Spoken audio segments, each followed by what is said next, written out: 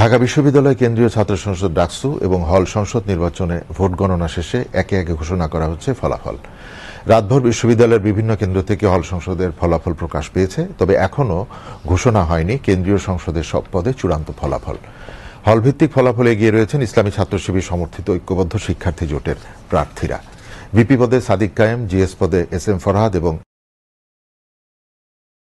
কেউ ইতিমধ্যে নির্বাচন প্রত্যাখ্যান এবং বর্জনের ঘোষণা দিয়েছেন। বিস্তারিত জানাচ্ছেন গোলাম মুর্তজা। ভোট গ্রহণ শেষে রাত 1টার পর থেকেই হল সংসদের ফলাফল ঘোষণা করতে শুরু করে বিশ্ববিদ্যালয় প্রশাসন।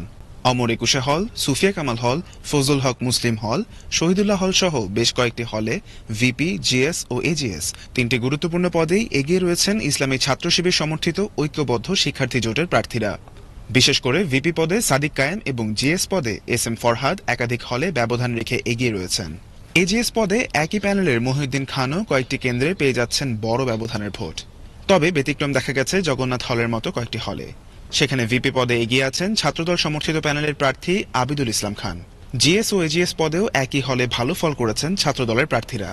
ফলাফল প্রকাশ শুরুর পরপরই ভোটে কারচুপির অভিযোগ তুলেছেন ছাত্রদলের ভিপি প্রার্থী আবিদুল ইসলাম খান। নিজের ফেসবুক পোস্টে তিনি ফলাফল প্রত্যাখ্যান করে নির্বাচনকে পরিকল্পিত প্রহসন বলে উল্লেখ করেন। একইভাবে নির্বাচন বর্জনের ঘোষণা দিয়েছেন স্বতন্ত্র শিক্ষার্থী ঐক্য প্যানেলের ভিপি প্রার্থী উমামা ফাতেমা।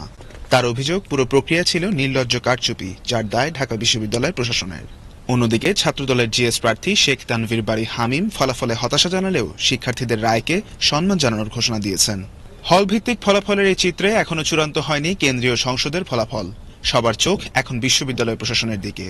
কে হবেন ডাকসুর পরবর্তী নেতৃত্ব, তার আনুষ্ঠানিক ঘোষণা এখনো অপেক্ষমান। বিশ্ববিদ্যালয় কর্তৃপক্ষ জানিয়েছে কেন্দ্রীয় ফলাফল নির্ধারণ শেষে চূড়ান্ত তালিকা প্রকাশ করা হবে। গোলাম মুর্তজা, বিটিভি নিউজ, ঢাকা।